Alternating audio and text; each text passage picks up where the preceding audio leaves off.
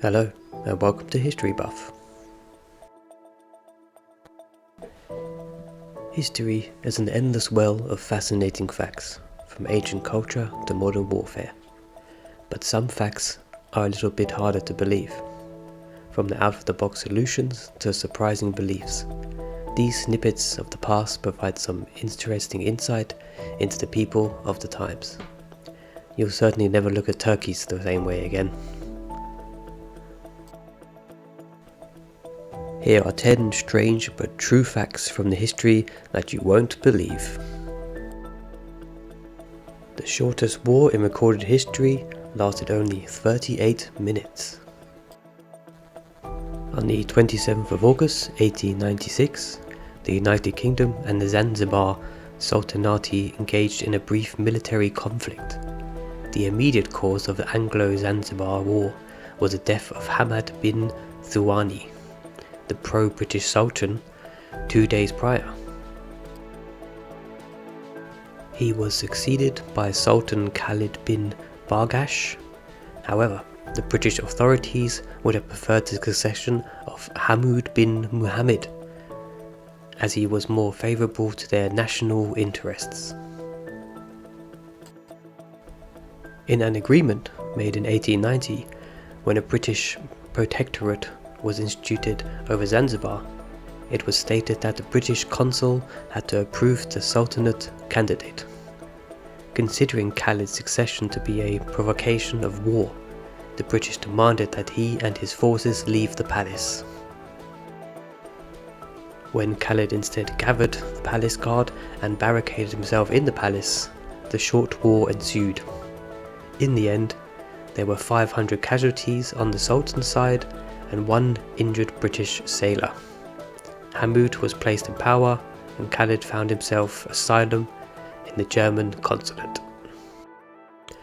People made clothes out of food sacks during the Great Depression. The stock crash of 1929 saw millions of Americans struggling to survive amidst the financial ruin. The Great Depression saw its lowest point in 1933, with an estimated 15 million people being left unemployed and almost half of the country's banks having failed. In order to squeak by, people had to rely on clever means of making resources last. And when it came to clothing, fashion was far from anyone's mind, and so the Americans turned to using common items as material. Most common were the burlap sacks that used to contain food products like flour and potatoes. Making the most out of a miserable situation, food manufacturers did their best to make the sacks more attractive. They made them colourful with fun prints like sunshine and flowers. In order to get the logo off the bag, consumers would soak the ink overnight in lard or kerosene. By the 30s, companies began to use more soluble inks to ease the process. Thus came the boom in a variety of food sack thriftness, from dresses to curtains to quilts. Adolf Hitler and his Nazi army relied on drugs to fight through World War II.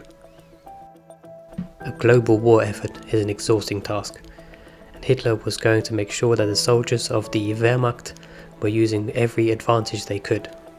The secret weapon used to keep Germany energized was a pill called Pervitin.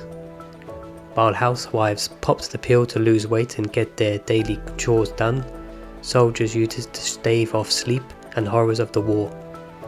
The main ingredient in this little magic pill was methamphetamine.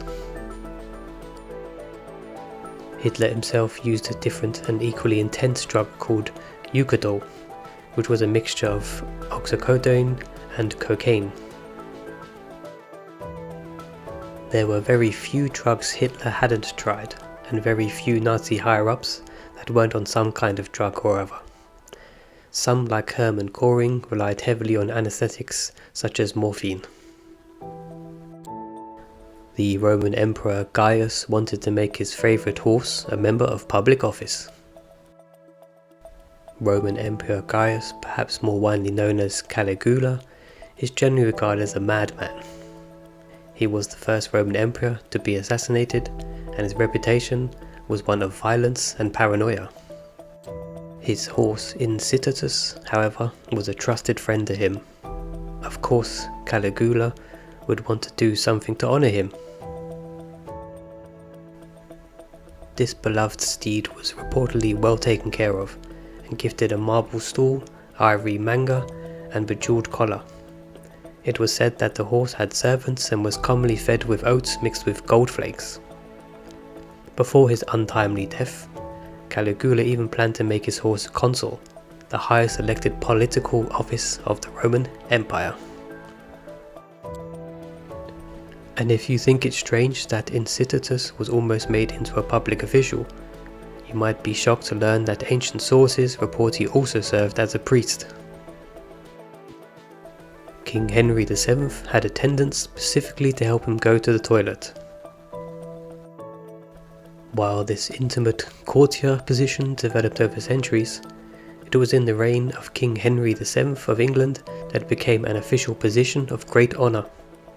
Henry VII had 4 grooms of the king's stool, which assisted him in this most necessary task. These men monitored his bowel movements, checking them and reporting the results to the royal doctor. They supplied the king with a bowl, water, towel, and even assisted him in cleaning up after the fact. Though it certainly doesn't sound like a job anyone in their right mind would strive for, the position meant these courtiers were privy to royal secrets. These attendants had quite a bit of court power, and the ones that served King VII were all eventually knighted. This practice continued until 1901. Ancient Mayans worshipped turkeys as gods. If you look back through the Maya iconography, you'll see turkeys everywhere. As they were thought to symbolize great power, they played a huge role in Maya culture and religion. It was believed that turkeys had extraordinary powers which could prove dangerous to humans in the nocturnal dream space. Seen as vessels of the gods, they were treated accordingly. This brilliant and advanced civilization domesticated turkeys in order for the birds to participate in religious rites. While you find a turkey at any old petting zoo or grocery aisle nowadays, they were owned exclusively by the rich in 300 BC. There were even Maya rulers who used the word turkey within their nickname. Americans used to call hamburgers Liberty Steaks. Millions of lives were lost during World War II, a global conflict that contained horrors beyond imagination. On the American front, civilians supported the war effort by purchasing war bonds, filling the workforce with women, and cultivating victory gardens to adhere to rationing. But as anti-German sentiment rose on American soil, there were language issues with some commonplace delicacies. The hamburger was deemed too German-sounding, as was unsurprisingly sauerkraut. So the dishes were renamed to Liberty Steak and Liberty Cabbage. The University of Oxford predates the Aztec Empire. This mind-blowing fact puts things into perspective. While Oxford is hardly the oldest university, that would be the University of Al-Qarawiyyin, established in 859 CE. It was established way back in 1096. By 1249, Oxford had developed into a full-fledged campus with student housing at 3 resident halls, and while other institutions were established earlier, Oxford is one of the oldest universities in continuous operation. On the other end of the spectrum, many people are surprised by how recently the Aztec Empire existed. While many of us categorize this civilization as ancient in our minds, the founding city of Tenochtitlan at Lake Texcoco was established by the Mexica, a Nahuatl-speaking indigenous people in 1325. Just 196 years later, Spanish conquerors captured Tenochtitlan. The use of forks was once considered sacrilegious. I bet you've never considered that you're taking your eating utensils for granted. While forks were long established in the Middle East, they were first made their way to the West in the 11th century. A Byzantine princess sent waves of shock and scandal through the court when she brought forks into her husband's Venetian home.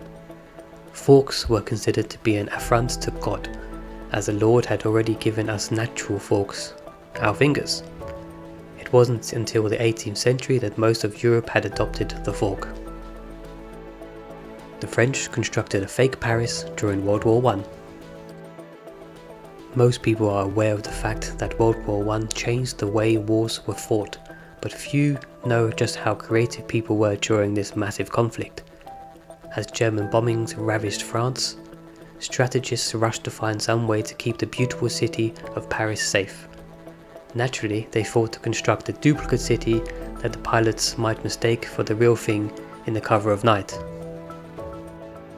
The 2-scale decoy was constructed out of wood and canvas, paying close attention to the identifying features French fighter pilots noted above them. Railways, lakes, rivers, roads, and woodland were most commonly used to orient aircrafts.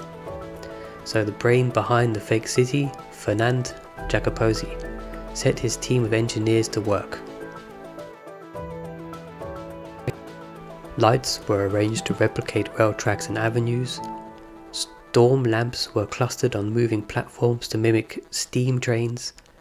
Immense sheds mimicked factories, with sheets of painted canvas stretched out over wooden frames. Unfortunately, this project never got to see much use, as the German bombing campaign came to an end not long after construction began. Thank you for watching History Buff. Please remember to like and subscribe, and click the notification bell to be reminded of any future uploads from the channel.